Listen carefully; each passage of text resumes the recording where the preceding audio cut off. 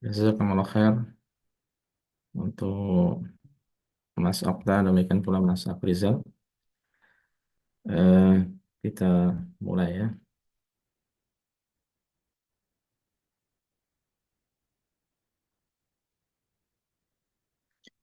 Bismillahirrahmanirrahim. Assalamualaikum warahmatullahi wabarakatuh.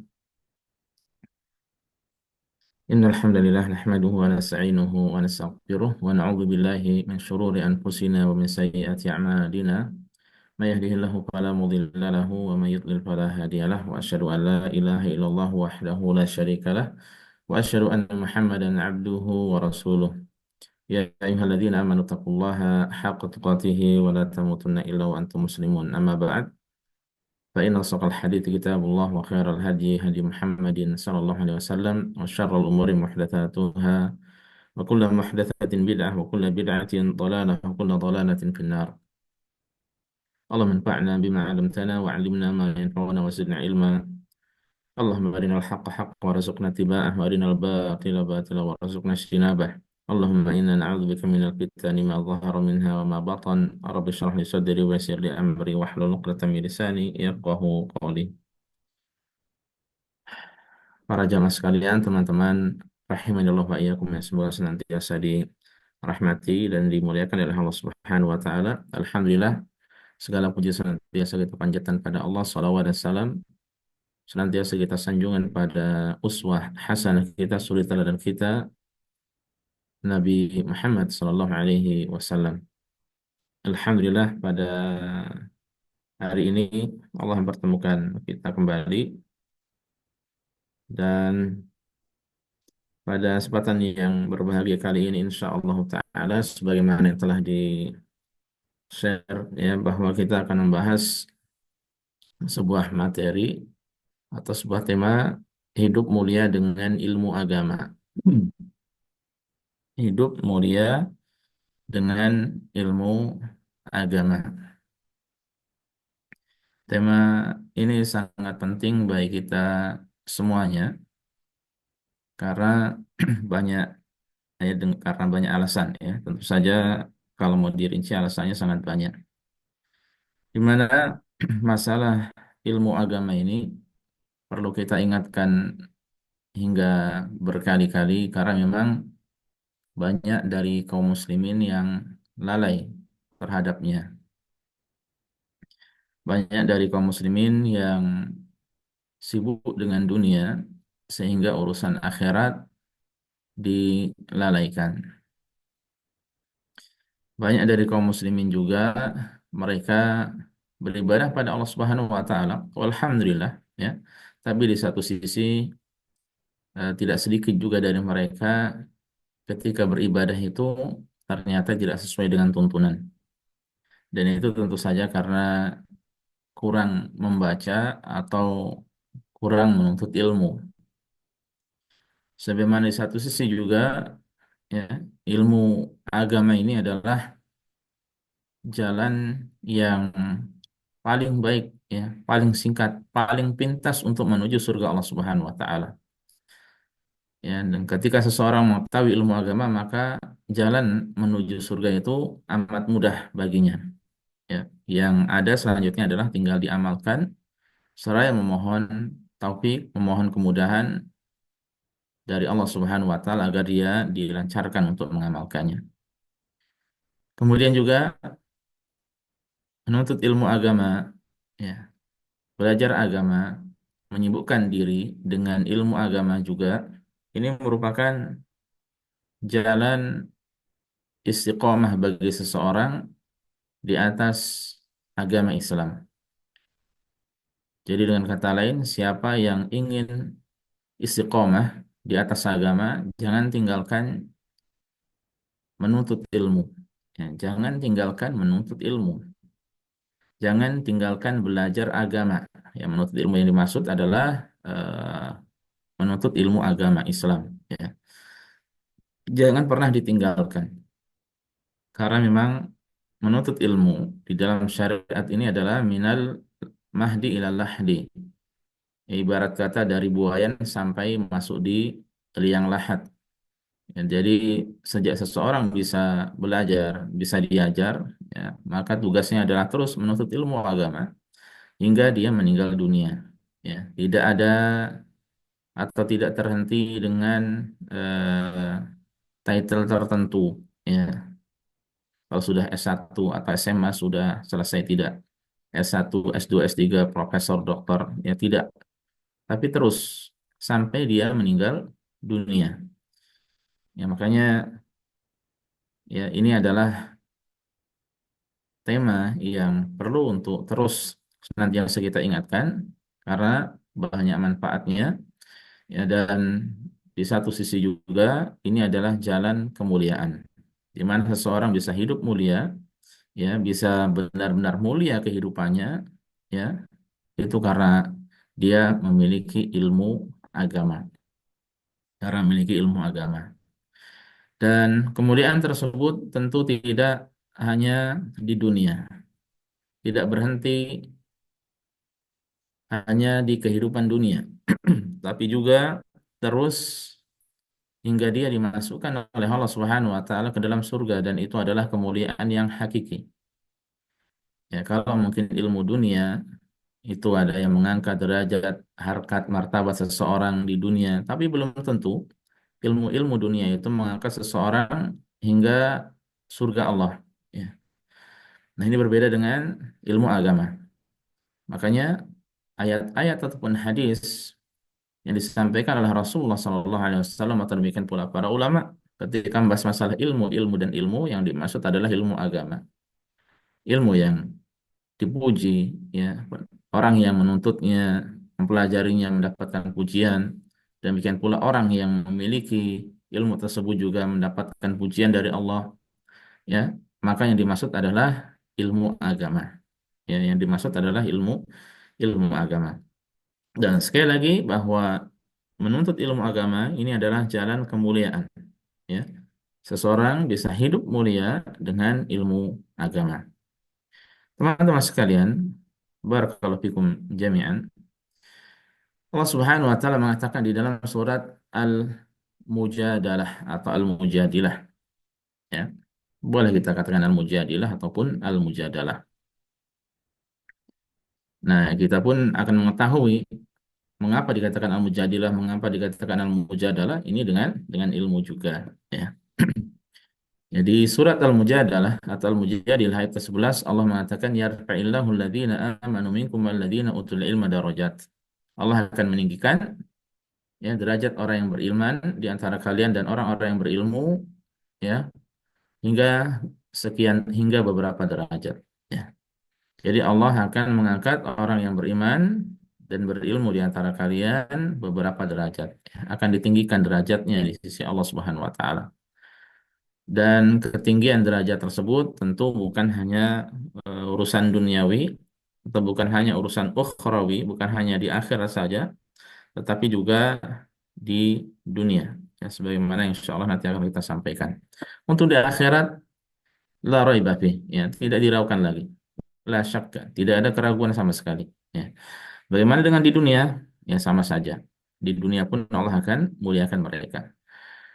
Makanya suatu ketika Umar bin Al-Khattab radhiyallahu anhu, ya, ada sebuah cerita ya dari beliau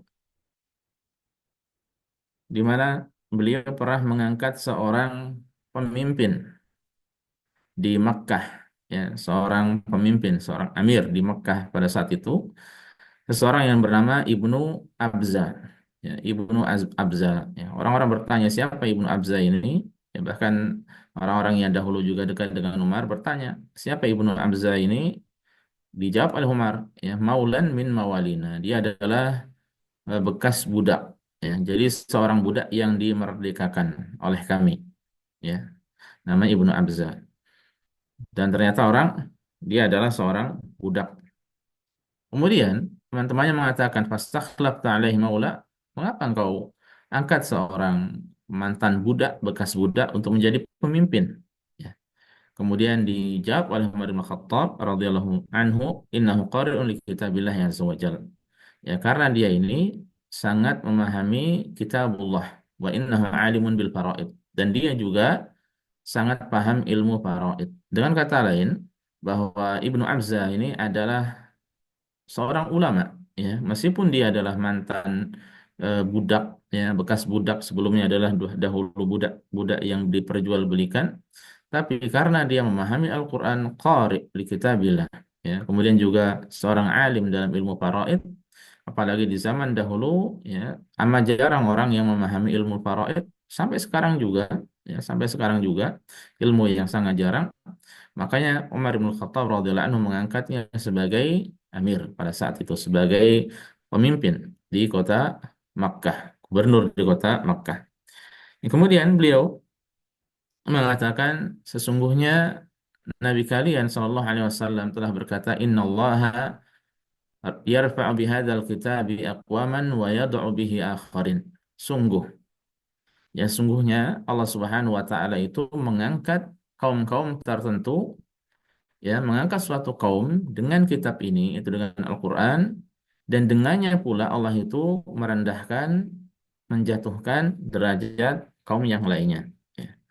Maksudnya bagaimana? Dengan Al-Quranul Karim, ya, Allah Subhanahu wa taala mengangkat orang-orang tertentu, ya, karena dia bacaannya bagus, makhrajnya, tajwidnya luar biasa. Kemudian juga dia paham ilmu tafsir, ya. Atau demikian pula dia benar-benar mengamalkan Al-Quran, ya, maka akan Allah angkat derajatnya. Ya, di akhirat jelas, ya, apalagi kemudian di dunia, ya, demikian pula di dunia.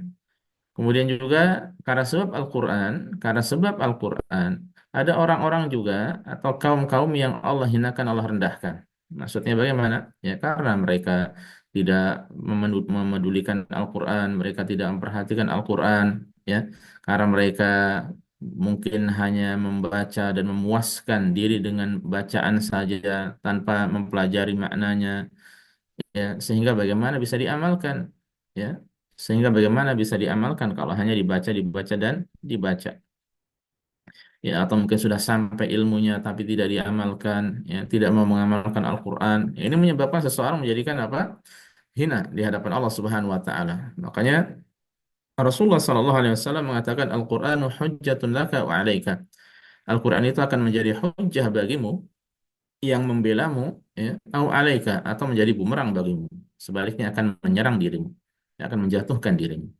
Ya, makanya ketika seseorang menuntut ilmu agama, ini dalam rangka, ya, menjadi penyebab, ya, baginya bahwasanya Al-Quran itu nanti akan menjadi hujjah baginya, menjadi hujjah yang membela dirinya di hadapan Allah Subhanahu wa taala. Ya. Nah, hadis dan ayat ini, ya, ayat dalam surat Al-Mujadalah tadi, ayat ke-11, demikian pula hadis ini yang diriwayatkan oleh Umar dari sahabat Umar bin Khattab, yang diriwayatkan oleh Imam Muslim, menunjukkan pada kita bahwa seseorang bisa hidup mulia, ya, karena sebab ilmu agama, karena dia belajar belajar agama. Makanya teman-teman sekalian rahimanillah wa iyyakum, kalau kita ditanya, ya, ditanya siapa kira-kira sahabat yang bisa kita sebutkan namanya, mungkin sangat sedikit yang bisa kita sebutkan namanya. Mungkin ada yang menyebutkan hanya empat, ya, karena terkenal dengan Al-Khulafa Ar-Rasyidun, ya. Atau mungkin ada yang bisa menyebutkan ditambah lagi dengan istri-istri Nabi, atau mungkin menambahkan beberapa yang lainnya, ya, dan seterusnya. Ini tergantung dari kita mempelajari ilmu, mempelajari tentang sirah ataupun sejarah atau biografi para sahabat radhiyallahu ta'ala anhum ajma'in.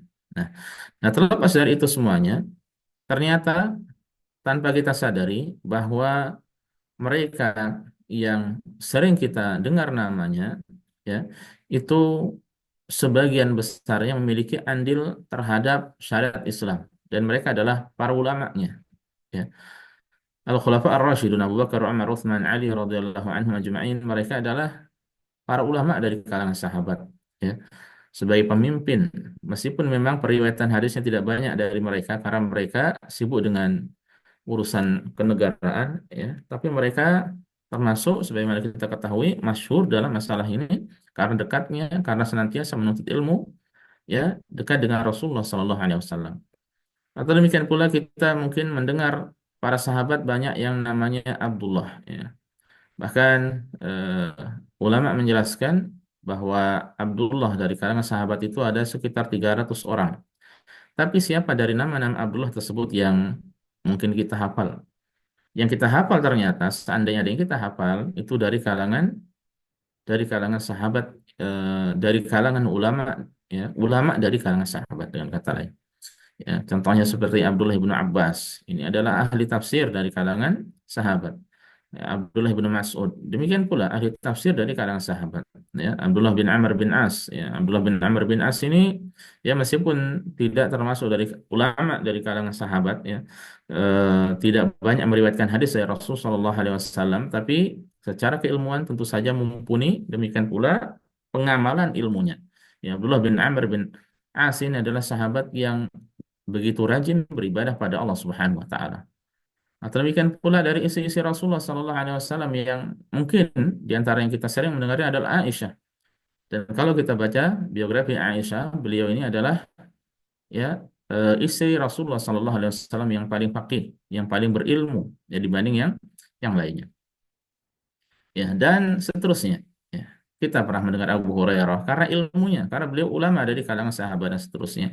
Nah, ini menunjukkan bahwa di antara bentuk Allah Subhanahu wa taala meninggikan derajat mereka di dunia, ya, Allah berikan ketenaran pada mereka, ya. Allah jadikan mereka itu terkenal.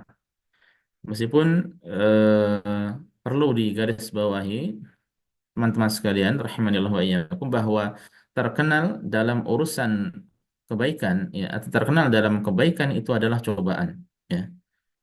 Adapun terkenal dalam keburukan itu adalah penghinaan, na'udzubillah, ya. Seseorang yang terkenal dalam kebaikan itu adalah cobaan, ya, dan tidak mudah menjadi orang yang terkenal. Sebaliknya, apabila seorang terkenalnya itu diketahui banyak orang karena keburukan, itu adalah kehinaan dari Allah untuknya. Na'udzubillah, tsumma na'udzubillah.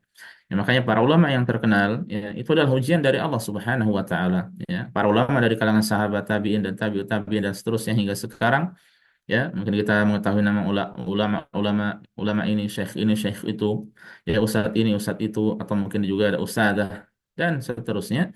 Itu hakikatnya adalah ujian yang besar dari Allah Subhanahu wa taala, tapi Allah muliakan dengan, ya, dari sisi sisi mereka dikenal, ya, apalagi, tentu saja ketika mereka adalah ulama-ulama atau ustadz yang berkompeten di bidangnya, ya, yang memiliki keilmuan yang benar-benar, ya, yang benar-benar berilmu, bukan hanya modal ustadz karbitan, ya, tidak tahu belajarnya kapan di mana tiba-tiba memunculkan diri sebagai ustadz karena sekarang ini mudah menjadi apa namanya terkenal karena banyaknya medsos di tengah-tengah kita, ya.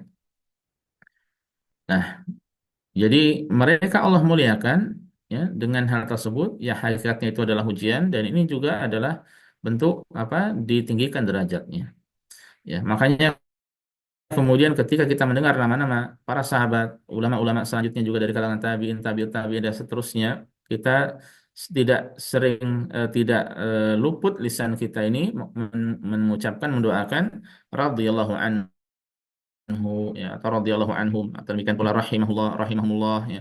Kalau masih hidup kita doakan dengan hafizahullah, semoga Allah menjaga mereka. Ya, ini adalah kemuliaan yang Allah berikan untuk mereka, ya. Kemudian juga para jamaah, teman-teman sekalian rahimanillah wa iyyakum, kalau kita melihat, ya, eh, ulama-ulama yang terkenal, ya, ulama-ulama dahulu yang nama mereka terkenal hingga sekarang ini, ya, ujian-ujian yang mereka lalui, mereka mulia sekarang ini, ya, karena mereka apa namanya menuntut ilmu agama, mempelajari agama, mereka memiliki ilmu agama. Kemudian juga hal tersebut tidak lepas dari ketulusan mereka. Demikian pula juga hal tersebut tentu tidak lepas dari topik dari Allah Subhanahu wa taala, ya. Dan di satu sisi terkadang mereka mendapatkan ujian cobaan, ya.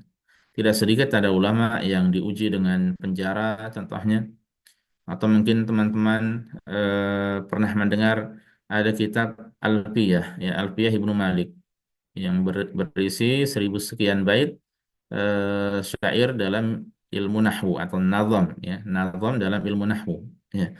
Di mana beliau ini ketika mengajarkan alfiyah, buku alfiyahnya ini sampai memanggil-manggil orang, yang memanggil-manggil orang, siapa yang mau belajar dengan saya, siapa mau belajar dengan saya. Tidak seperti sekarang ini seorang ustadz contohnya duduk manis di majelis ilmu kemudian banyak yang datang. Ya. Beliau sampai mencari-cari orang yang mau menuntut ilmu dari beliau dan tidak sedikit, ya, dan tidak banyak. Saya ulangi, dan tidak banyak.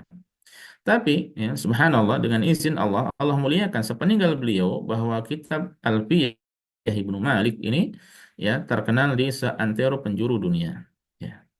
Atau demikian pula siapa dari kita yang pernah mendengar, saya yakin semuanya pernah mendengar, ya, nama Al-Bukhari, ya, Imam Bukhari, yaitu Muhammad bin Ismail bin Ibrahim bin Bardisbah Al-Bukhari, Al-Ju'fi Al-Bukhari dari kota Bukhara. Nah, beliau rahimahullah, ya, dahulu namanya yang kita ketahui sekarang tenar terkenal, kita mengetahui hadis yang diriwayatkan Bukhari, hadis yang diriwayatkan Bukhari dan seterusnya. Ya, melalui juga tahapan-tahapan yang sulit, ya. Bahkan beliau juga mendapatkan berbagai macam fitnah, ya, hingga akhirnya tidak sedikit dari murid-murid beliau yang meninggalkan beliau. Dan murid beliau yang paling rajin atau yang paling dekat dengan beliau sampai beliau meninggal dunia adalah Imam Muslim. Ya. Imam Muslim, ya, An-Naisaburi Al-Qushairi rahimahumullah jami'an, ini adalah murid dari Imam Al-Bukhari yang melazimi atau senantiasa menuntut ilmu dari Imam Bukhari. Ya, kemudian kedua-duanya meskipun pada saat itu orang-orang jauh karena difitnah dengan berbagai macam fitnah, tapi ya sepeninggal beliau Allah muliakan. Kitab beliau adalah kitab yang paling tinggi kedudukannya. Ya, setelah Al-Qur'anul Karim. Ya, Al-Qur'anul Karim yang tidak ada kekeliruan sama sekali. Nah, Allah muliakan juga hidupnya. Atau demikian pula siapa dari kita yang pernah mendengar nama Al-Imam An-Nawawi? Untuk kita sering mendengarnya, semuanya mendengarnya. Ya, nama beliau Yahya bin Syaraf, ya, An-Nawawi. Ya, di mana beliau ini, ya, di antara yang disebutkan oleh ulama menunjukkan akan ketulusan, ya, yang menunjukkan akan ketulusan dan keikhlasan niat beliau bahwa kitab-kitab beliau ini terkenal di seantero penjuru dunia. Ya, siapa dari kita yang tidak pernah mendengar kitab Al-Arba'in, ya, karya Al-Imam An-Nawawi? Karena banyak, padahal kitab Arba'in itu banyak, ya. Yang mengarang kitab Arba'in, hadis Arba'in itu banyak, ya, dari masa ke masa sampai sekarang, ya. Tapi yang paling tersohor adalah karya Imam An-Nawawi. Atau demikian pula kitab Riyadhus Shalihin, ya, Riyadhus Shalihin, taman orang-orang yang soleh, ya. Ini juga tidaklah kita masuk masjid, melainkan hampir-hampir kita mendapatkan kitab tersebut, buku tersebut ada di dalamnya. Nah, ini contoh kemuliaan yang Allah Subhanahu wa taala berikan pada mereka. Atau demikian pula di antara ulama-ulama, banyak dari mereka dari dulu sampai sekarang juga yang buta, tidak bisa melihat, yang mana terkadang orang itu merendahkan orang yang kurang fisiknya. Jadi antara mereka ada yang apa kita katakan fisiknya kecil atau kita katakan cebol gitu, ya, kulitnya mungkin hitam, ya, secara fisik dijauhi. Ya, tapi ternyata Allah Subhanahu wa taala muliakan karena ilmu agama yang ada pada dirinya sehingga orang-orang safar untuk mengambil ilmu kepada kepada orang tersebut, ya. Dan lain sebagainya. Kalau kita membicarakan masalah satu sisi ini di mana ulama Allah muliakan, ya, Allah muliakan karena sebab mereka menuntut ilmu agama, menyebarkan ilmu agama, ya, belum lagi nanti di akhirat kemuliaan yang lainnya. Maka di satu sisi yang lainnya kita akan mendapatkan kemuliaan yang Allah akan berikan pada hamba ketika dia menuntut ilmu agama.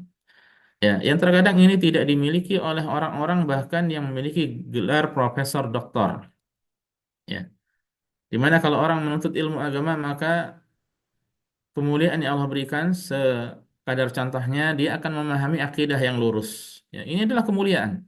Akidah yang lurus sebagai dasar ataupun basis paling awal, ya, pondasi seorang dalam beragama itu masalah akidah, ya. Banyak mungkin profesor doktor yang tidak mengetahui akidah yang benar dari Al-Quran ataupun dari hadis Rasul Sallallahu Alaihi Wasallam. Yang orang awam dalam masalah keilmuan, maksudnya dalam masalah ilmu dunia, ya, maka bisa jadi lebih paham, jauh lebih paham daripada profesor doktor dalam urusan dunia. Ya, karena apa? Dia memahami tadi akidah yang lurus, dasar keimanan, rukun yang iman yang enam itu dia memahami perinciannya, dia yakini dengan benar. Ini adalah kemuliaan. Belum lagi seseorang yang bisa beribadah pada Allah dengan benar, wudhu dengan benar, sholat dengan benar, ya puasa dengan benar, haji dengan benar, umroh dengan benar. Ini adalah kemuliaan. Ya, makanya seandainya kita masuk ke dalam masjid, kemudian melihat berbagai macam praktek seseorang, ya, praktek masyarakat dalam beribadah, ya, atau sebelumnya dari wudhunya, dari salatnya, ya, kalau kita mengetahui dalilnya, mengetahui eh, sumbernya yang jelas, tata cara wudhu dan salat sesuai dengan tuntunan Rasulullah SAW, maka kita akan memuji Allah, banyak-banyak memuji Allah, karena realitanya masyarakat itu banyak dari mereka yang masih asal-asalan ya dalam beribadah pada Allah. Entah dalam masalah wudhunya atau demikian pun dalam masalah salatnya. Atau demikian pula ketika kita mungkin bagi yang tinggal di Arab Saudi atau teman-teman yang umroh, ya, dia ketika melaksanakan ibadah umroh ataupun haji, ya, dia akan mengetahui berbagai macam praktek ibadah umroh dan haji yang dilakukan oleh kaum muslimin dari seluruh penjuru dunia. Nah, ketika dia melihat hal tersebut, kemudian dia membandingkan dengan apa yang pernah dia pelajari. Karena Rasul mengatakan, ya, lita'khudhu anni manasikakum, ambillah oleh kalian manasik haji kalian dariku. Ya, maka ketika kita telah mempelajarinya, kemudian kita akan banyak-banyak bersyukur kepada Allah Subhanahu wa taala karena Allah muliakan kita, ya, karena kita mengetahui ilmu yang benar dalam mempraktekkan umroh ataupun haji. Ya, ternyata realitanya banyak dari mereka itu yang tidak memahami bagaimana umroh yang benar, bagaimana haji yang benar, bagaimana ibadah tersebut yang benar-benar sesuai dengan tuntunan Rasulullah SAW.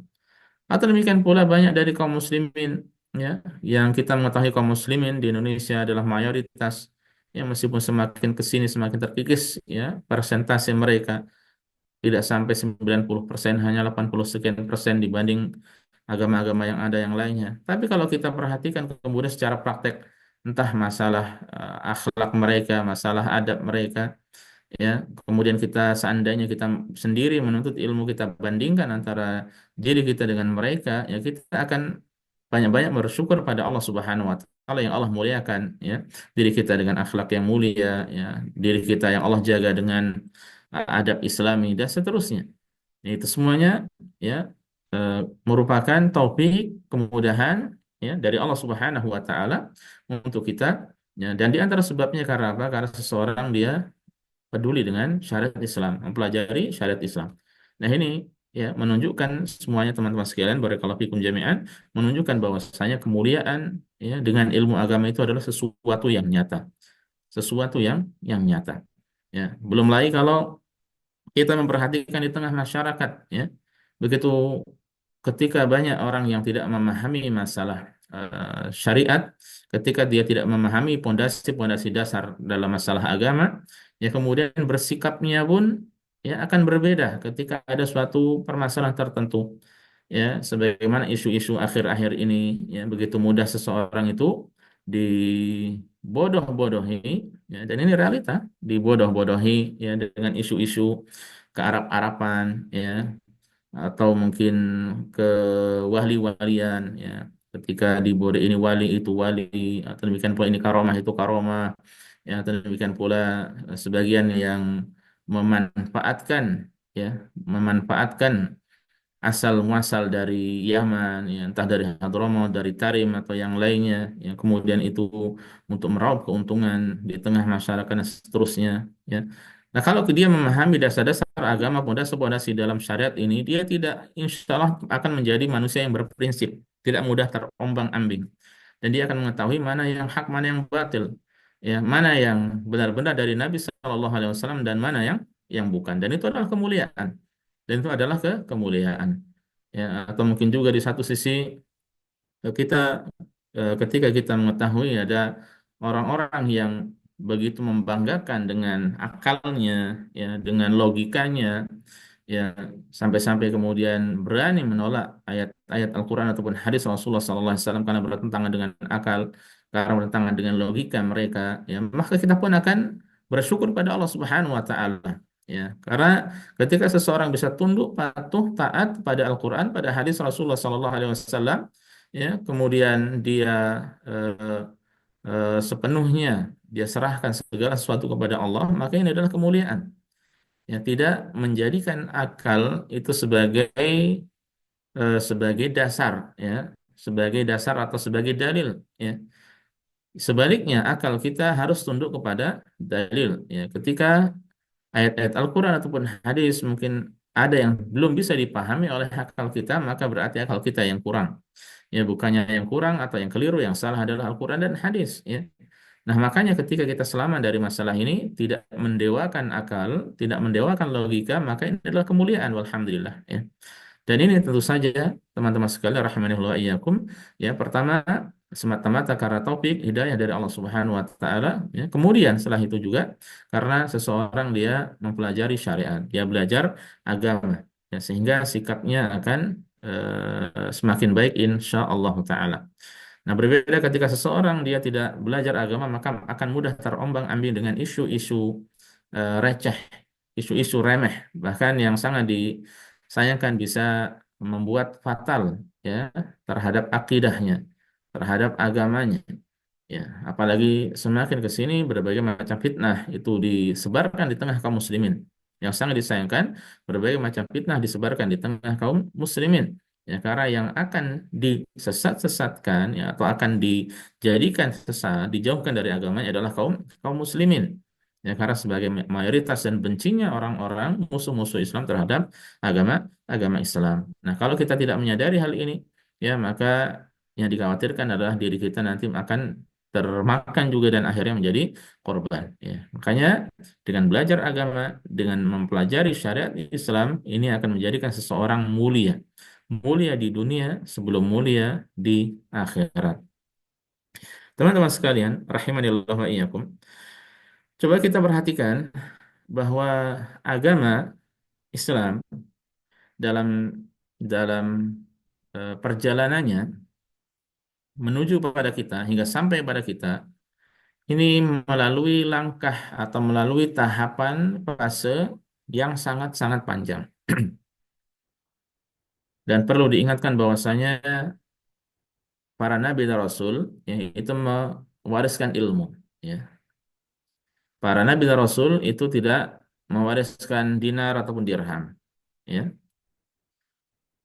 Kata Rasul sallallahu alaihi wasallam, "Innama warathul ilma, faman akhadahu akhadha bihadin wafir." Para ulama itu, para nabi itu mewariskan ilmu agama. Siapa yang mengambil ilmu agama tersebut, sungguh dia telah mengambil bagian yang melimpah, bagian yang banyak. Nah, berarti ilmu agama ini bermula dari para nabi dan rasul, ya. Estafet, terus estafet hingga sampai kepada nabi kita Nabi Muhammad SAW, dilanjutkan oleh generasi sahabat, kemudian tabiin, tabiut tabiin, dan tabaqat selanjutnya atau tingkatan-tingkatan ulama selanjutnya hingga sampai akhirnya datang kepada kita. Dan itu melalui tahapan-tahapan yang tidak mudah. Ya, Nabi kita alaihissalatu wassalam sebagaimana kita ketahui dijuluki dengan julukan-julukan yang tidak baik, dimusuhi, bahkan beberapa percobaan untuk dibunuh, ya, hingga kemudian terjadi beberapa peperangan, ya, setelah hijrah ke kota Madinah sampai berpindah hijrah di kota Mekah ke kota Madinah yang padahal itu adalah sekitar 400 kilo lebih, ya, yang pada saat itu perjalanan hanya dengan unta, ya, ataupun berjalan kaki, ya, itu akan tentu saja memakan waktu yang tidak tidak sebentar, ya, hingga berhari-hari, ya, sehingga pada saat itu ketika beliau sebelum meninggal dunia kemudian akhirnya agama ini disempurnakan, ya, maka sudah selesai perjuangan beliau pada saat itu, ya. Kemudian perjuangan dalam menyampaikan ilmu dilanjutkan oleh para sahabat pun tidak dilalui dengan mudah. Ya, mereka melakukan hingga beberapa peperangan dan memang pada saat itu adalah kebiasaan yang adalah perang, perang dan perang. Ya, tidak tidak tidak seperti di zaman sekarang ini, maka peperangan dengan kebanyakan dengan ghazul fikri, dengan perang pemikiran. Ya, dengan menebar orang-orang banyak menebar syubhat, ya, yaitu kerancuan-kerancuan dalam pemikiran, penyimpangan-penyimpangan dalam pemikiran agar kaum muslimin banyak yang menyimpang. Ya. Nah, kalau dahulu dengan perang fisik, ya, dengan jihad fi sabilillah, itu yang mereka lalui dari para sahabat. Kemudian juga berlanjut hingga sampai sekarang ini, yang untuk berlanjutnya itu tidak sedikit dari mereka yang taruhannya, yang menjadi taruhannya agar ilmu ini tersebar adalah dengan nyawa. Taruhannya adalah nyawa, harta, nyawa, harta, nyawa, harta, nyawa. Ya. Dan itu semuanya demi menjaga kemuliaan ilmu agama. Ya, makanya siapa saja dari seseorang yang ketika dia menuntut ilmu, hidupnya dengan ilmu, kemudian sampai matinya dia dengan ilmu, maka hakikatnya dia adalah orang yang mulia. Ya, meskipun dia meninggal dunia, sibuk dengan ilmu, dia meninggal dunia dalam keadaan mulia. Ya, meskipun seandainya mungkin di dalam peperangan dia meninggal dunia, ya, fisabilillah, tapi matinya mati syahid dan itu adalah mulia. Orang yang sibuk dengan ilmu, ya, ilmu agama, menuntut ilmu ke sana kemari, ya, suatu ketika mungkin dengan takdir Allah dia meninggal dunianya di atas kendaraan, ya, meninggal dunia ketika menuju tempat majelis ilmu atau pulang darinya, itu adalah meninggal dunia juga mulia. Ya, maka ini juga menunjukkan pada kita bahwa ilmu agama adalah sebab kemuliaan. Matinya juga mati mati mulia, ya, bukan apa namanya, bukan mati mati sembarangan atau mati biasa, ya, tapi matinya adalah mati mati mulia. Makanya tugas kita yang sekarang, yang fasilitas semakin banyak di tengah kita, sebenarnya tugas kita hanya satu, kita berusaha untuk menuntut ilmu, ya. Dan Rasul Shallallahu Alaihi Wasallam telah mengingatkan bahwa thalabul ilmi faridatun ala kulli muslim. Menuntut ilmu itu hukumnya wajib bagi setiap muslim. Ya, laki-laki dan perempuan semuanya wajib menuntut ilmu. Karena tidak mungkin seseorang bisa wudhu dengan baik ya kecuali dengan belajar. Sholat dengan baik, ya. Akidah bisa lurus, ya, bisa berbakti kepada kedua orang tua, bisa mengetahui batasan-batasan laki-laki dan wanita, ya, kemudian juga mengetahui adab di jalan, adab di masjid, adab di rumah, ya, akhlak yang mulia yang kemudian diamalkan, akhlak yang buruk kemudian ditinggalkan, ya, tidak akan tahu kecuali dengan ilmu agama, kecuali dengan belajar, ya. Makanya tugas kita hanyalah belajar, belajar dan belajar. Sesibuk apapun dunia kita, ya, ataupun mungkin urusan kita, bisnis kita, atau orang yang sudah keluarga mencari nafkah, ya, maka tetap dia tidak diperbolehkan untuk meninggalkan ilmu agama. Karena ilmu agama ini adalah yang menjadikan dirinya mulia dengan kehidupannya, baik di dunia demikian pula di akhirat. Ya, apalagi Rasul mengatakan tadi, talabul ilmi fardhatun 'ala kulli muslim. Menuntut ilmu itu wajib bagi setiap muslim. Ya, dia akan mengetahui halal dan haram. Yang halal silahkan ambil, silahkan makan. Yang haram dia tinggalkan. Muamalah tata cara mendapatkan rezeki dengan cara yang haram dia tinggalkan. Ya, kalau dia sudah mengetahui yang halal, ya, maka kemudian dia amalkan. Nah, ini tugas kita. Belajar agama tidak boleh dilupakan sama sekali. Ya, karena ini akan membawa kemuliaan baginya baik di dunia demikian pula di akhirat. Ya. Sampai kapan menuntut ilmu? Tadi sudah disinggung. Ya, bahwa menuntut ilmu agama berbeda dengan ilmu dunia yang mungkin terhenti dalam jenjang waktu tertentu. Kalau sudah ke level tertentu mungkin sudah berhentilah. Ya, ini berbeda dengan ilmu agama selama-lamanya. Ya, Abdullah bin Mubarak rahimahullah pernah ditanya, ilmu tasma, sampai kapan kau menyimak hadis, ya, mendengar hadis? Faqala, kemudian dijawab, ilal mamat, sampai meninggal dunia. Imam Ahmad bin Hanbal rahimahullah juga pernah ditanya, ila mata yaktubur rajulul hadis, sampai kapan? Sampai kapan seseorang itu dia menulis hadis? Ya, dijawab oleh beliau, ilal maut, ya, sampai mati. Ya, kemudian juga beliau mengatakan, Imam Ahmad, ya, innama atlubul ilma ila an adkhul al qabr. Ya, aku ini menuntut ilmu hingga masuk ke kuburan. Ya, beliau juga pernah mengatakan, ma'al mihbarah ilal makbarah, bersama tinta sampai meninggal dunia, sampai masuk ke liang liang kubur, ya. Nah, ini menunjukkan bahwa seseorang, ya, ketika hidupnya tersibukkan dengan ilmu agama, terisi dengan ilmu agama, maka hidupnya mulia. Meskipun secara duniawi mungkin dia pas-pasan, ya, tidak punya apa-apa kecuali hanya sedikit, ya, makan cukup saja yang dia makan, ya. Tapi hatinya mulia, hatinya kaya, ya, karena hakikat dari hati adalah innamal ghina laisal ghina bi kathratil 'arad. Innamal ghina ghinan nafs, ya. Kekayaan itu bukan banyaknya harta benda, tapi hakikat dari kekayaan adalah kaya hati, ya. Hatinya kaya, hatinya puas dengan pemberian dari Allah Subhanahu wa taala, hatinya merasa qanaah dengan rezeki yang Allah berikan pada dirinya, ya, yang dia gunakan rezeki tersebut untuk bersiap-siap menuju akhirat, ya, dan itu adalah kemuliaan, ya. Dia tidak dirinya, hatinya tidak berkata sebagaimana neraka jahanam, hal min mazid, ya, apakah ada tambahan lagi wahai Rabb, ya. Tapi dia berusaha untuk senantiasa qanaah dengan pemberian dari Allah. Nah, ini hakikat dari hati yang kaya, ya, hati yang kaya, dan itu adalah kemuliaan, ya, dan itu adalah kemuliaan, ya. Sehingga teman-teman sekalian rahimanallahu wa iyyakum, apabila seorang dia benar-benar menyibukkan atau menghabiskan waktunya dengan ilmu agama dan ilmu agama, ya, seakan-akan yang lainnya dari kehidupan dunia ini adalah sekadarnya saja, maka dia benar-benar akan Allah berikan kemuliaan baik di dunia maupun di akhirat. Ya, ilmu itu tidak akan memberimu kecuali hanya sebagiannya saja. Ya. Ilmu itu kalau di diri kita kerahkan sebagian, maka ilmu tidak akan kita dapatkan. Ya. Dan ilmu itu seandainya kita kerahkan diri kita seluruhnya untuk mendapatkan, maka ilmu tidak kita dapatkan kecuali hanya sebagiannya saja. Ya. Jadi kalau seandainya kita menghabiskan waktu kita, usia kita, tenaga kita semuanya untuk ilmu 100% full, maka kita tidak akan mendapatkan kecuali hanya sedikit, tetap saja sedikit. Lalu bagaimana ketika seseorang lalai dari ilmu? Sampai kapan dia akan lalai dari agama, ilmu agama, padahal di balik itu ada kemuliaan yang luar biasa. Ya, hendaknya kita mengingat Rasulullah SAW yang mengatakan, "Man yuridillahu bihi khairan yufaqihu fid din." Siapa yang Allah inginkan baginya kebaikan, maka Allah akan berikan pemahaman padanya dalam urusan agama.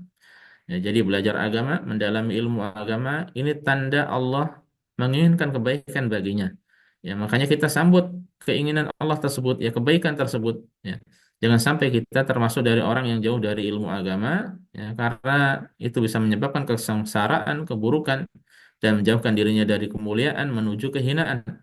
Ya, sebaliknya, dia berusaha untuk dekat dengan ilmu agama, pelajari ilmu agama, mempelajari Al-Quran, pelajari hadis, mempelajari kitab-kitab para ulama, ya, karena di situ ada kemuliaan, di situ ada kejayaan, di situ ada ketentraman, ada ketenangan, ada kenyamanan, ya, dan di situ ada keimanan, dan di situ ada cahaya yang akan terus membimbingnya, ya, cahaya petunjuk, cahaya hidayah dari Allah Subhanahu Wa Taala yang akan terus membimbingnya, ya, hingga dia meninggal dunia, dan setelah meninggal dunia kehidupan akan terus berlanjut hingga akhirat akhirat kelak, dan dia akan mulia, ya, karena usaha, karena perbuatan, karena amalan yang baik yang dilakukan di dunia, ya, atas taufik dan rahmat dari Allah Subhanahu wa taala. Teman-teman sekalian rahimani Allah wa iyyakum, sekali lagi, ya, bahwa apabila seseorang ingin mulia, ya, maka hendaknya dia peduli dengan ilmu agama, karena di balik itu ada kemuliaan baik di dunia, terlebih di akhirat kelak. Ya, jangan sampai dia meninggalkan agama, ilmu agama sama sekali. Ya, apabila dia jauh dari majelis ilmu, jauh dari ilmu agama, maka ini menjadi penyebab dirinya porak-poranda. Ya, zahirnya mungkin dia seakan-akan tampak baik, ya, secara lahiriahnya mungkin hartanya melimpah, rumahnya pun mewah, kendaraannya pun demikian, ya, tapi hatinya gersang, ya, dalamannya usang, ya, karena tidak diisi dengan ilmu agama, tidak diisi dengan ibadah pada Allah Subhanahu wa taala yang didasari oleh ilmu agama, sehingga, ya, hal ini akan menjauhkan dirinya dari kata istiqomah. Ya, sebaliknya, siapa yang ingin istiqomah, hendaknya dia kembali mempelajari syariat Islam. Terakhir, teman-teman sekalian, Rasulullah Shallallahu Alaihi Wasallam mengatakan, "Idza tabaya'tum bil 'ainah wa raditum biz zar'i wa akhadtum adnabal baqari wa taraktumul jihad, sallatallahu 'alaikum dhullan la yanzi'uhu hatta tarji'u ila dinikum." Apabila kalian melakukan jual beli dengan sistem ainah, ya, salah satu cara jual beli yang mengandung riba, ya. Kemudian kalian terlena dengan peternakan. Kalian juga terbuai dengan pertanian. Hingga kalian meninggalkan jihad di jalan Allah. Maka Allah akan timpakan, maka Allah akan timpakan pada kalian kehinaan sampai kalian kembali kepada agama kalian. Allah akan timpakan kepada kalian kehinaan yang Allah tidak akan mencabut kehinaan tersebut sampai kalian kembali kepada agama kalian. Ya.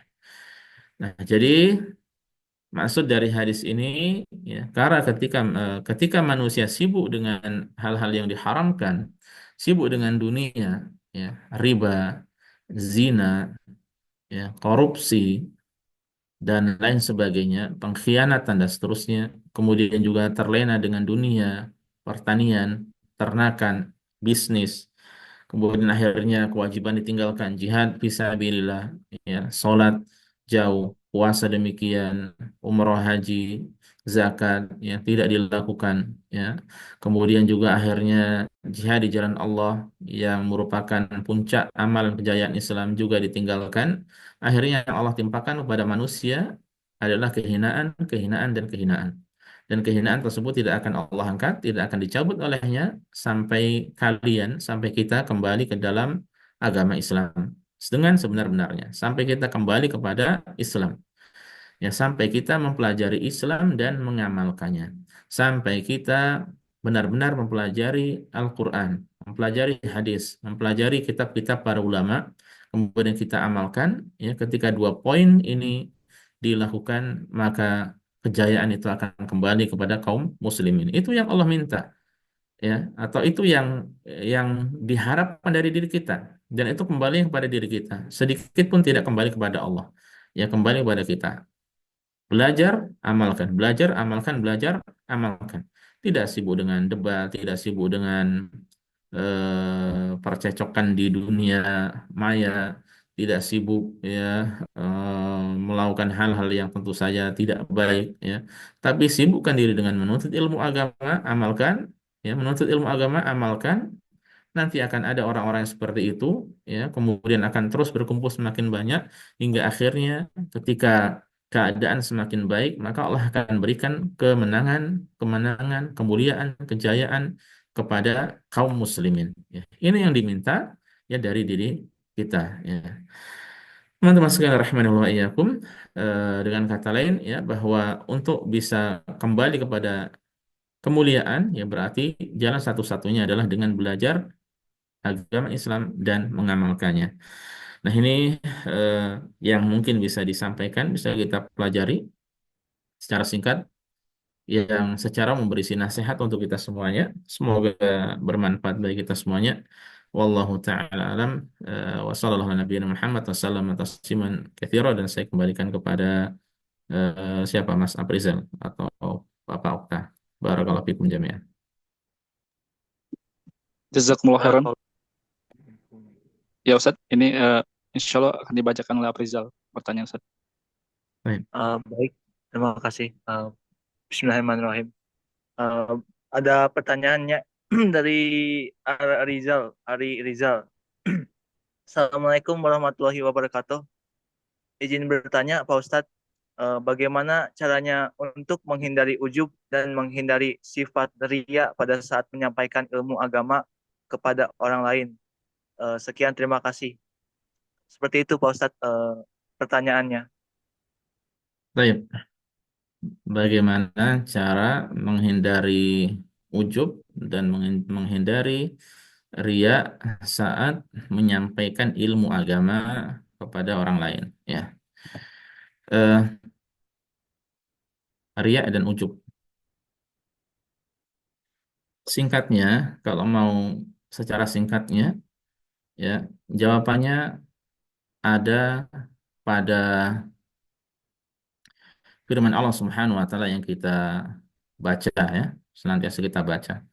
Sebelumnya saya jawab tadi, ya. Sudah saya jawab belum tadi salamnya? Waalaikumsalam warahmatullahi wabarakatuh, ya. Eh, Singkatnya, ada jawabannya pada firman Allah Subhanahu wa taala yang sering kita baca setiap hari, ya, yaitu iyyaka na'budu wa iyyaka nasta'in. Ya, coba pelajari, dalami tafsir, bukan baca terjemahannya, ya, tafsiran dari iyyaka na'budu wa iyyaka nasta'in. Jadi pelajari, coba tafsir dari surat Al-Fatihah secara utuh, ya, kemudian fokus, ya untuk menghilangkan keduanya fokus kepada ayat tadi. Iyyaka na'budu wa iyyaka nasta'in. Saya jelaskan secara singkat.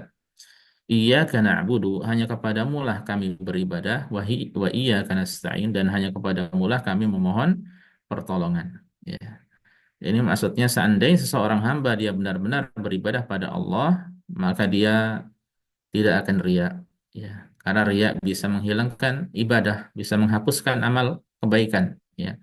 Jadi konsekuensi dari kalimat atau dari ayat yang sering kita baca iyyaka na'budu, maka ibadah apa saja, mau sholat, mau zakat, mau menuntut ilmu, termasuk mau menyampaikan ilmu, ya, berdakwah juga harus iyyaka na'budu, hanya kepadamu kami beribadah. Ya, jadi di berusaha untuk dituluskan kembali niatnya. Karena memang masalah hati ini masalah yang tidak ringan, ya, masalah niat ini sangat berat, ya. Makanya Sufyan Ats-Tsauri rahimahullah mengatakan ma'alajtu syai'an asyadda alayya min niyati. Aku tidak pernah membenahi sesuatu yang lebih berat daripada membenahi niatku. Ya, meluruskan niat itu sangat-sangat berat. Karena hati kita ini, ya, niat dalam hati tempatnya, dan hati kita ini pengen bagian yang banyak, ya. Serakah hati kita ini, kalau dibiarkan dia akan rakus, apa saja pengen diambil untuk dirinya. Padahal ibadah itu adalah lillahi ta'ala, ya. Makanya kita katakan iya kan na'budu, hanya kepadamu kami beribadah. Di antaranya sekali lagi menuntut ilmu, mengamalkannya, ya, kemudian juga menyampaikan ilmu agama. Nah, sehingga coba dalami kembali tentang hakikat ikhlas, ya, termasuk dalam menyampaikan ilmu agama. Nah, ketika seseorang dia benar-benar mengamalkan iyyaka na'budu, hanya kepadamu kami beribadah, ya, hanya kepadamu kami beribadah, maka riya itu akan hilang, ya. Kalau dia benar-benar mengamalkan, riya itu akan hilang, ya. Jauhkan hati dari ingin pujian, mengharap pujian, ingin sanjungan, ya, hilangkan mungkin kata-kata ataupun keinginan dikatakan alim, dikatakan ustadz, dikatakan apa dai muda atau dai apalagi, ya. Nah, ini jauhkan. Pokoknya dia murni lillahi taala. Iya kan na'budu. Hanya kepadamu kami beribadah. Makanya kalau diamalkan sekali lagi, ya, akan terhapus riya itu, ya. Kemudian yang kedua, wa iyyaka nasta'in, dan hanya kepadamu lah kami memohon pertolongan. Ya, berarti segala sesuatu yang dilakukan seorang hamba, dia bisa melakukan ini dan itu, yaitu karena pertolongan, bantuan, taufik, hidayah, kemudahan, kelancaran dari Allah semata, bukan dari dirinya. Termasuk juga dalam menyampaikan ilmu agama dalam masalah berdakwah. Ya, kita bisa duduk-duduk bersama di sini di Zoom itu karena Allah Ta'ala. Kita bisa atau saya bisa menyampaikan ilmu itu karena Allah Ta'ala. Mas-mas, ikhwas sekalian juga bisa duduk manis di depan HP atau laptop juga karena Allah Ta'ala. Mas-mas juga bisa belajar, bisa kuliah di apa namanya, di kampus, ya, S1, S2 atau bahkan lebih dari itu juga karena Allah. Ya, seorang ulama bisa memiliki ilmu agama yang melimpah juga karena Allah, dan seterusnya. Jadi nanti tidak ada kesempatan bagi hati untuk ujub, karena hakikat segala sesuatu itu dia bisa raih karena Allah, bukan karena dirinya. Bukan karena gue lo, bukan gitu, ya. Ini eh, terkadang kalau kita mendengar orang-orang yang yang berhasil mencapai tingkatan tertentu, sering kita dengar itu dikembalikan semuanya pada dirinya. Ya, ini karena kesabaran saya, ini berkat usaha saya, ini karena bimbingan bapak-bapak, dosen, ibu dosen dan sebagainya. Enggak ada ataupun jarang yang mengatakan ini semuanya karena Allah Ta'ala, semuanya karena lillahi Ta'ala, ya. Semuanya karena taufik dari Allah. Ini jarang orang yang mengatakan seperti ini. Jadi yang benar gini, ya, kalau kita berhasil mendapatkan sesuatu, maka kita katakan Alhamdulillah ini semuanya karena Allah semata, ya. Kemudian, nah, kata-kata kemudian boleh, ya, bukan dan, tapi kemudian. Kemudian menunjukkan derajat di bawahnya. Ya, kemudian, ya, karena bimbingan dari Bapak dosen boleh seperti itu. Bukan semuanya dijadikan pertama yang selain Allah, ya. Makanya, nah, ketika hal ini dihadirkan wa iyyaka nasta'in, dan hanya kepadamu kami memohon pertolongan, berarti ini menunjukkan seseorang itu tidak boleh ujub, tidak boleh takabur. Ya, ujub itu hakikatnya dia meyakini segala sesuatu itu dilakukan karena dirinya. Ya, ujub itu ujub. Kalau seseorang dia meyakini ataupun merasa dia bisa ini bisa itu karena usaha dirinya, dia lupakan Allah, itu namanya ujub. Tapi kalau dia melihat dirinya lebih baik daripada orang lain, itu namanya takabur, sombong. Ya, jadi beda tipis sedikit berbeda ya antara ujub dan takabur ataupun kibr atau sombong. Ya, makanya kalau iya karena stain benar-benar diamalkan, maka dia akan melihat segala sesuatu itu adalah termasuk prestasinya, ya termasuk dia bisa berbicara dengan baik dalam berdakwah, ya dan sebagainya. Mungkin juga audiensnya mungkin banyak, itu semuanya karena Allah semata, ya, bukan karena dirinya. Bukan karena usahanya, tapi lillah karena Allah Subhanahu wa taala semata, ya. Nah, ini ya singkat kata untuk siapa tadi yang bertanya, Masnya barakallahu fik, ya coba dalami lagi tafsir iyyaka na'budu wa iyyaka nasta'in. Ya, makanya Syekhul Islam Ibnu Taimiyah rahimahullah mengatakan, ya siapa yang eh, benar-benar mengamalkan iya karena budu akan hilang darinya riya, ya, dan siapa yang benar-benar mengamalkan wa iya karena sa'in maka akan hilang darinya ujub tadi, ya.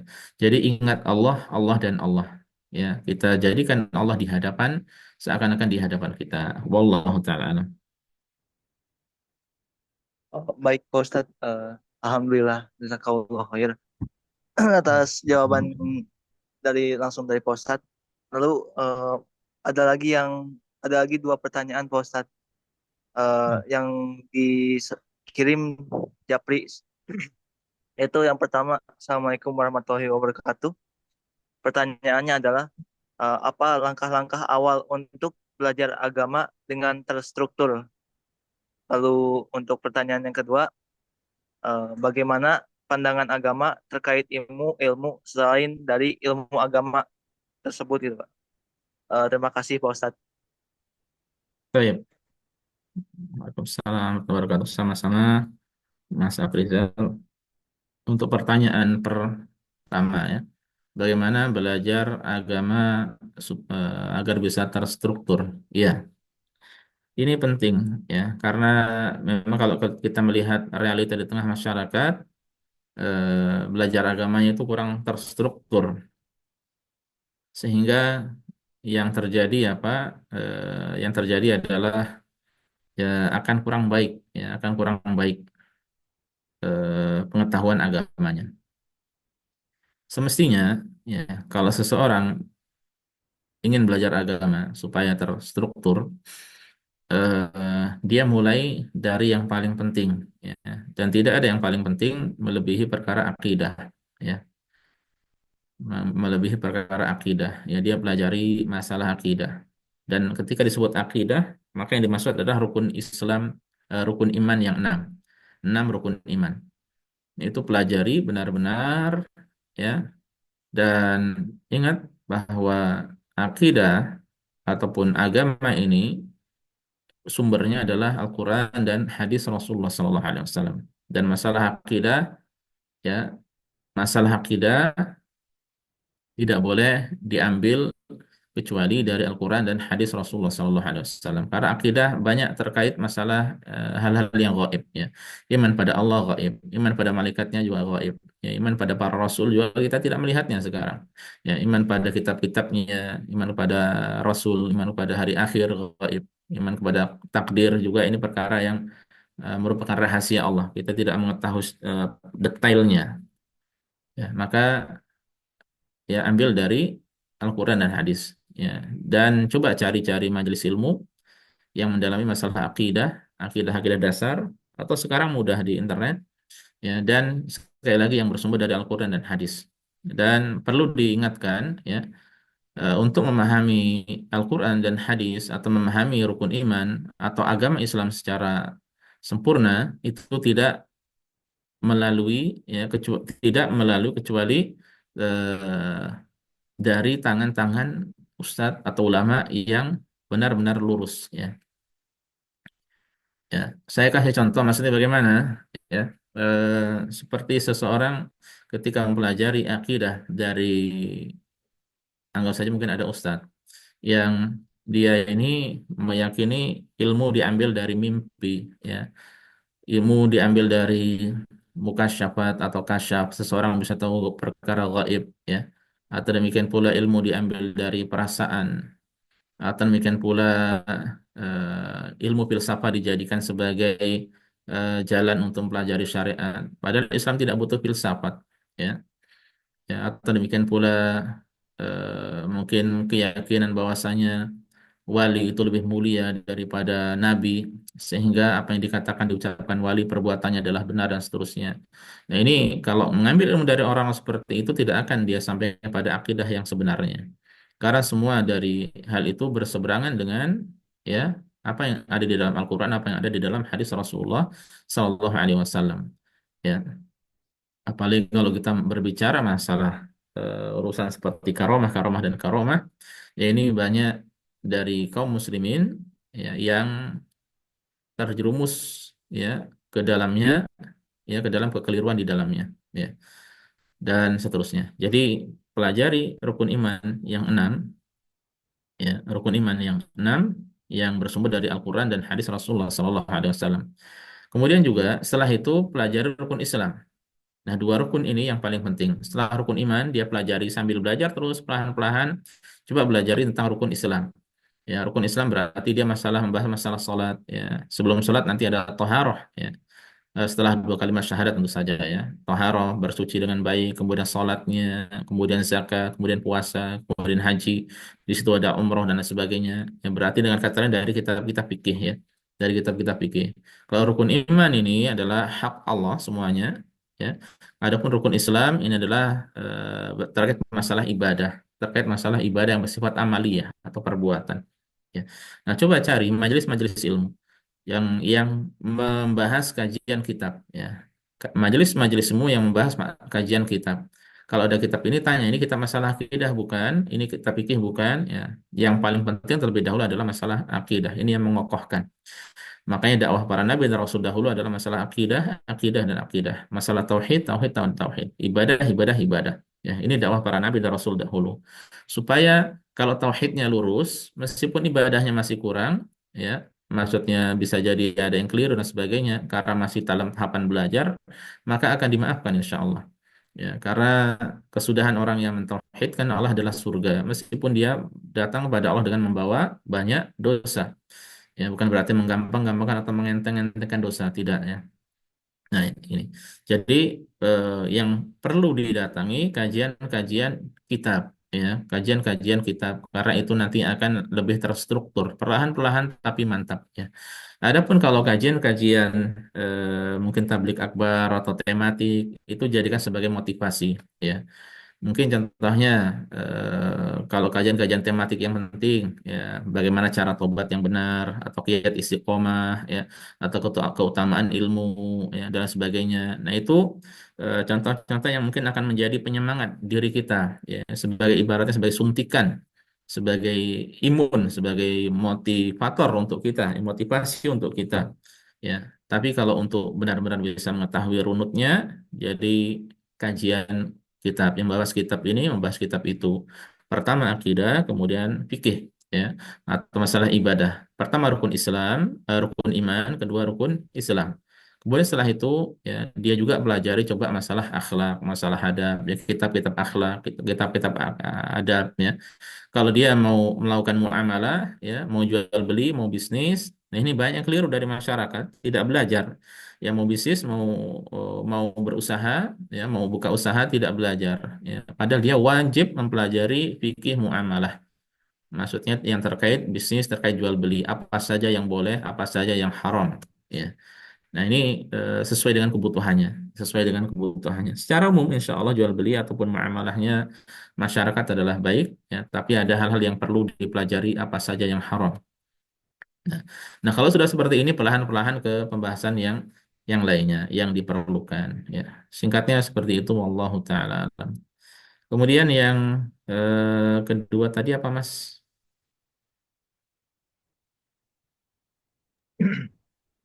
Eh, yang kedua itu bagaimana pandangan agama terkait Oke, ilmu selain ilmu. dari ilmu agama. Ya, ya, ya. Oke. Bagaimana pandangan agama terkait ilmu dunia? Beberapa kali saya sampaikan bahwa ketika ada pujian terhadap ilmu atau para penuntut ilmu atau orang yang berilmu baik di Al-Quran ataupun hadis atau di kitab-kitab para ulama yang dimaksud adalah ilmu agama gitu ya. Adapun kalau untuk ilmu dunia ya maka ulama mengatakan ya ibaratnya seperti pedang atau senjata atau apa kita katakan ya yang bermata dua ya bisa digunakan untuk kebaikan untuk keburukan ya dan itu tergantung dari apa yang dipelajari ya tergantung dari apa yang dipelajari kalau seandainya yang dipelajari adalah yang apa namanya hukum asalnya mubah ya silahkan tidak mengapa ilmu-ilmu dunia yang mubah ya silahkan kalau seandainya bisa terkait dengan orang lain yang mana di tempat buatnya atau kecuali hanya bisa fardu kifayah. Kalau ilmu agama fardu ain, semuanya tidak bisa kecuali harus belajar. Terkhusus hak-hak Allah yang hukumnya wajib. Ya. Jadi ilmu agama fardu ain, setiap orang wajib belajar. Terkhusus hak-hak Allah yang wajib. Ya. Seperti atau demikian pula ibadah-ibadah yang wajib. Atau demikian pula muamalah-muamalah yang wajib. Maka ini fardu ain harus dipelajari. Adapun kalau ilmu dunia ya itu nanti ada yang bisa bersifat fardu kifayah ya. Eh, Ketika ada satu atau dua atau lebih yang sudah melakukan maka gugur kewajiban atas yang lainnya kalau tidak maka bisa bisa berdosa semuanya ya contohnya terkait masalah ilmu kedokteran ya atau demikian pula mungkin teknik yang memang itu diperlukan di tengah masyarakat ya kedokteran di mana ketika tidak ada yang menguasai atau memahami masalah seperti itu ini bisa bisa berbuntut banyak keburukan ya dalam masalah kesehatan penting sebagaimana kita ketahui ya maka ya mempelajarinya ketika seorang benar-benar ingin berkhidmah dengan izin Allah dia akan mendapatkan pahala ya dari Allah Subhanahu wa taala. Dia ingin berkhidmah di tengah masyarakat ya dan seterusnya.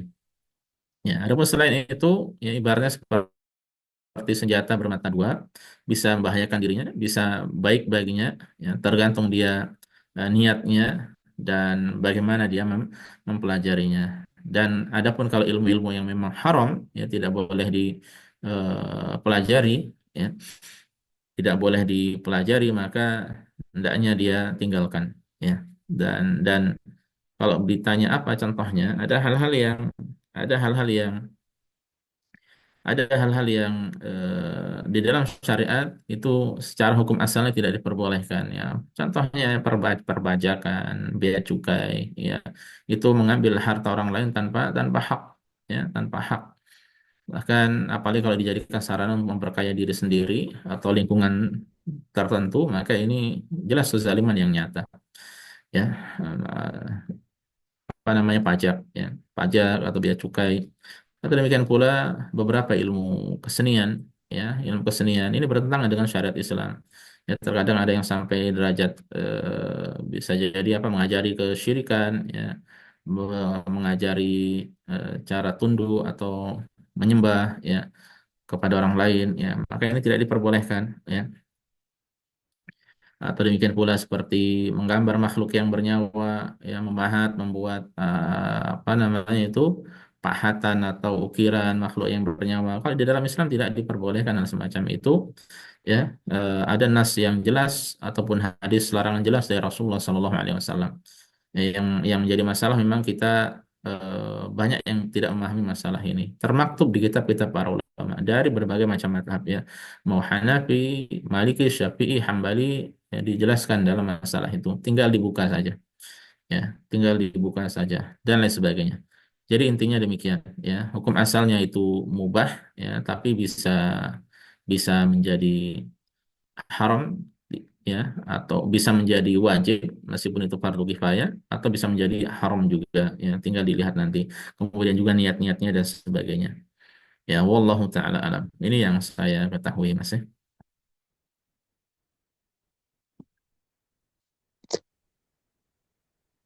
Jazakumullah khairan, Ustaz. Alhamdulillah. Terima kasih banyak Pak Ustadz atas jawaban-jawabannya. Mudah-mudahan dari kesekian banyak yang pertanyaan dari penanya yang sebelumnya, mudah-mudahan menjadi motivasi dan menjadi ilmu baru dan juga dapat bermanfaat untuk kedepannya. Allahumma amin. Baik, alhamdulillahirobbilalamin.